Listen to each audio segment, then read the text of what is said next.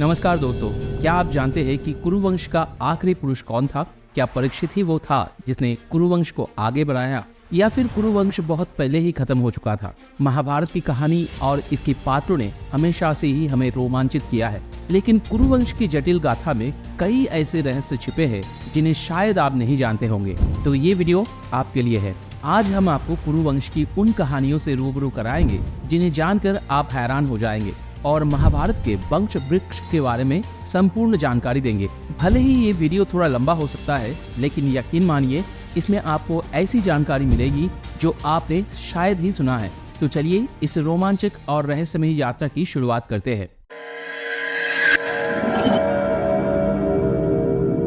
पुराणों के अनुसार भगवान विष्णु से ब्रह्मा जी उत्पन्न हुए। ब्रह्मा जी से अत्रि, अत्रि से चंद्रमा, चंद्रमा से बुध, बुध से ईलानंदन और ईलानंदन से पुरुरवा का जन्म हुआ। पुरुरवा से आयु, आयु से राजा नहुष और राजा नहुष से प्रयाति का उत्पन्न हुआ। प्रयाति से पुरु हुए और पुरु के वंश में राजा भरत का जन्म हुआ।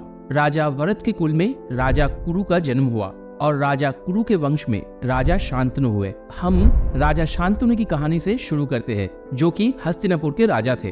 राजा शांतनु की कहानी गंगा नदी के किनारे से शुरू होती है, जब उनकी मुलाकात एक अद्भुत महिला देवी गंगा से होती है। उनकी अद्वितीय सुंदरता से प्रभावित होकर राजा शांतनु ने उनसे विवाह का प्रस्ताव रखा। देवी गंगा ने ये प्रस्ताव स्वीकार कर लिया, लेकिन एक शर्त रखी कि राजा शांतनु कभी भी उनके कार्य के विषय में कोई भी प्रश्न नहीं करेंगे। शादी के बाद देवी गंगा ने एक बच्चे को जन्म दिया, लेकिन उन्होंने उस बच्चे को गंगा नदी में बहा दिया। राजा शांतनु अपने वचन के कारण इस पर कोई सवाल नहीं पूछ सकते थे। इसी तरह देवी गंगा ने एक एक करके 7 बच्चों को नदी में बहा दिया। जब देवी गंगा ने अपने 8वें बच्चे को भी बहाने जा रही थी, तब राजा शांतनु खुद को रोक नहीं पाए और उन्होंने कारण पूछ ही लिया। देवी गंगा ने राजा शांतनु को बताया कि उनके बच्चे 8 वासु थे, जिन्हें ऋषि वशिष्ठ ने मानव रूप में जन्म लेने का श्राप दिया था। उन्होंने वासु के अनुरोध पर पहले 7 को मुक्त कर दिया, लेकिन जब राजा ने 8वें को रोक लिया और प्रश्न किया तो उन्होंने अपना वचन तोड़ दिया। इस कारण देवी गंगा ने कहा कि वो अब राजा के साथ नहीं रह सकती। वो बच्चे को अपने साथ ले गई, वादा करते हुए कि जब वो बड़ा हो जाएगा तो उसे राजा के पास लौटा देंगे। इसके बाद देवी गंगा अपने पुत्र के साथ अदृश्य हो गए। कुछ वर्षों के बाद जब देवी गंगा अपने 8वें पुत्र को लेकर वापस आए तो राजा शांतनु की खुशी का ठिकाना नहीं रहा। उनके सामने खड़ा था उनका तेजस्वी पुत्र, जो अब युवा हो चुका था। राजा शांतनु की आंखों में गर्व और प्रेम झलक रहा था। देवी गंगा ने पुत्र को राजा को सौंप दिया और एक बार फिर अदृश्य हो गए, लेकिन इस बार वो एक अमूल्य उपहार छोड़कर गई थी। एक ऐसा पुत्र जो आगे चलकर विश्व के नाम से प्रसिद्ध हुआ, देवव्रत, जिन्हें हम विष्णु के नाम से भी जानते हैं।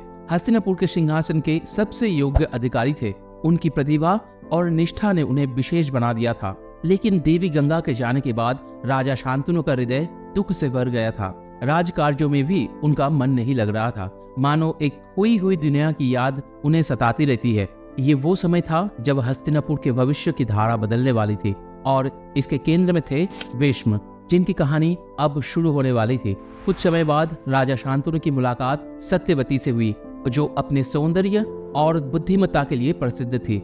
राजा शांतनु ने उनके प्रति आकर्षण महसूस किया और विवाह का प्रस्ताव रखा, लेकिन सत्यवती के पिता एक बुद्धिमान मछुआरे थे। उन्होंने इस प्रस्ताव को स्वीकारने से इनकार कर दिया। उन्होंने शर्त रखी कि सत्यवती के पुत्र ही हस्तिनापुर के सिंहासन के उत्तराधिकारी बने। ये सुनकर राजा शांतनु द्विधा में पड़ गए, क्योंकि उनके पुत्र देवव्रत या विष्णु पहले से ही सिंहासन के योग्य उत्तराधिकारी थे। जब विष्णु को अपने पिता की इस दुविधा का पता चला तो उन्होंने एक अद्वितीय प्रतिज्ञा की। अपने पिता की प्रसन्नता और सत्यवती के पुत्रों के लिए हस्तिनापुर के सिंहासन का अधिकार सुनिश्चित करने के लिए विष्णु ने आजीवन ब्रह्मचर्य का व्रत लिया और सिंहासन का त्याग कर दिया। उनकी इस भीषण प्रतिज्ञा ने सभी को चौंका दिया और इसी कारण उन्हें विष्णु कहा जाने लगा।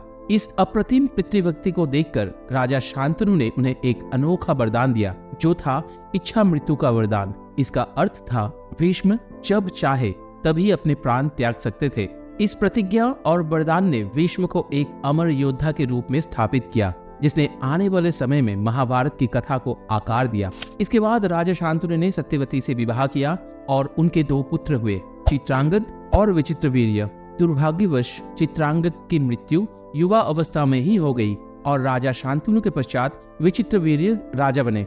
विश्व ने अपने भाई विचित्रवीर्य के लिए काशी की 3 राजकुमारियों को स्वयंवर के दौरान जीत लिया। वो थे अम्बा, अंबिका और अंबालिका। लेकिन अम्बा की कहानी में एक अप्रत्याशित मोड़ था। वो पहले से ही राजा शल्व के साथ प्रेम में थी और आशा कर रही थी कि स्वयंवर में वो उन्हीं को चुनेंगे। बिना ये जाने भीष्म तीनों राजकुमारियों को हस्तिनापुर ले आए। जब विश्व को अम्बा की स्थिति का पता चला तो उन्होंने उनसे क्षमा मांगी और वापस राजा शल्व के पास भेज दिया। पर राजा शल्व ने अम्बा को स्वीकार करने से इनकार कर दिया क्योंकि वो किसी और के द्वारा जीती जा चुकी थी। अम्बा क्रोधित होकर विष्णु के पास लौट आए और उनसे विवाह करने की मांग की, लेकिन विष्णु अपने ब्रह्मचर्य व्रत के प्रति निष्ठावान थे। उन्होंने विवाह करने से इनकार कर दिया। अम्बा आग बबूला हो गई और उन्होंने विष्णु का वध करने की सौगंध खाई। इस बीच अम्बा की दोनों बहनें अंबिका और अंबालिका का विवाह राजा विचित्रवीर्य से हो गया। रानी अंबिका और रानी अंबालिका से संतान होने से पहले ही राजा विचित्रवीर्य की अकाल मृत्यु हो गई। ये घटना हस्तिनापुर के लिए गहरे शोक का कारण बनी। पूरा राजमहल चिंता में डूब गया कि अब हस्तिनापुर का वंश आगे कैसे बढ़ेगा। इस संकट की घड़ी में सत्यवती ने भीष्म से अनुरोध किया कि वे नियोग के प्राचीन परंपरा का पालन करें और विचित्रवीर्य की पत्नियों के माध्यम से वंश को आगे बढ़ाए। नियोग वो परंपरा थी जिसमें किसी योग्य पुरुष से संतान प्राप्त करने के लिए अनुरोध किया जाता था, लेकिन विष्णु ने अपने आजीवन ब्रह्मचर्य व्रत के कारण इस प्रस्ताव को ठुकरा दिया। हालांकि सत्यवती के पास एक और विकल्प था। उनके जीवन में एक अद्भुत घटना ने सब कुछ बदल दिया था। युवा अवस्था में सत्यवती, जो एक मछुआरे की पुत्री थी, यमुना नदी में नाव चलाती थी। वो अपनी सरलता और सुंदरता के लिए जानी जाती थी, लेकिन उनके शरीर से मछली जैसी गंध आती थी, जिससे उनका जीवन कठिन था। एक दिन जब सत्यवती नाव चला रही थी, उनकी मुलाकात महान ऋषि पराशर से हुई। ऋषि पराशर को सत्यवती की सौंदर्य और सरलता में विशेष आकर्षण दिखा। उन्होंने सत्यवती को एक विशेष वरदान दिया। उन्होंने सत्यवती से कहा कि वह उन्हें दिव्य सुगंध प्रदान करेंगे, जिससे उनकी मछली जैसी गंध गायब हो जाएगी और उनके जीवन में एक नया अध्याय शुरू होगी। इस दिव्य घटना के बाद सत्यवती की सुगंध इतनी अद्वितीय हो गई कि उसे गंधवती कहा जाने लगा।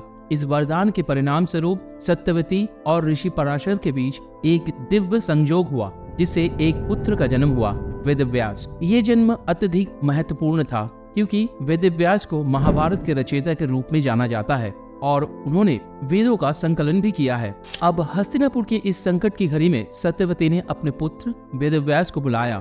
उन्होंने वेदव्यास से आग्रह किया कि वो हस्तिनापुर के वंश को आगे बढ़ाने में सहायता करे। इस प्रकार वेदव्यास के आगमन से हस्तिनापुर के भविष्य की नई दिशा तय होने वाली थी। सत्यवती ने अपने पुत्र ऋषि वेदव्यास से अपने दोनों पुत्रवधुओं अंबिका और अंबालिका को संतान देने के लिए संस्कारित करने का अनुरोध किया। वेदव्यास ने अपनी मां का अनुरोध स्वीकार कर लिया।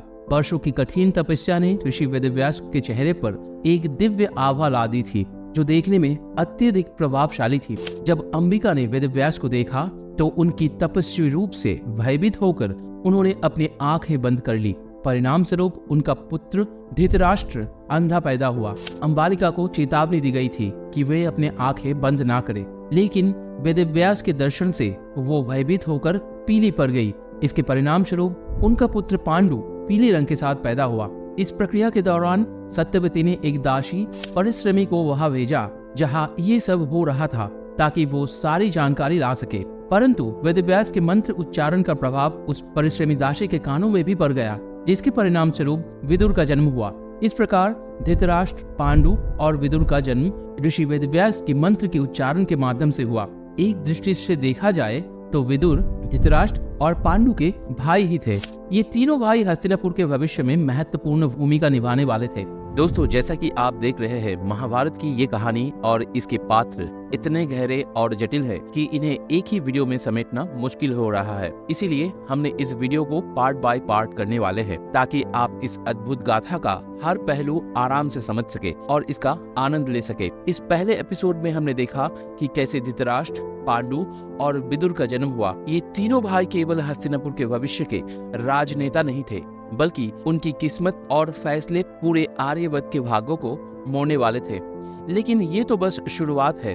अगले एपिसोड में हम जानेंगे कि कैसे धृतराष्ट्र और गांधारी के 100 पुत्रों का जन्म हुआ, कैसे पांडु को एक श्राप ने घेर लिया और कैसे कर्ण की कहानी इस पूरे संघर्ष में एक नया मोड़ लाती है।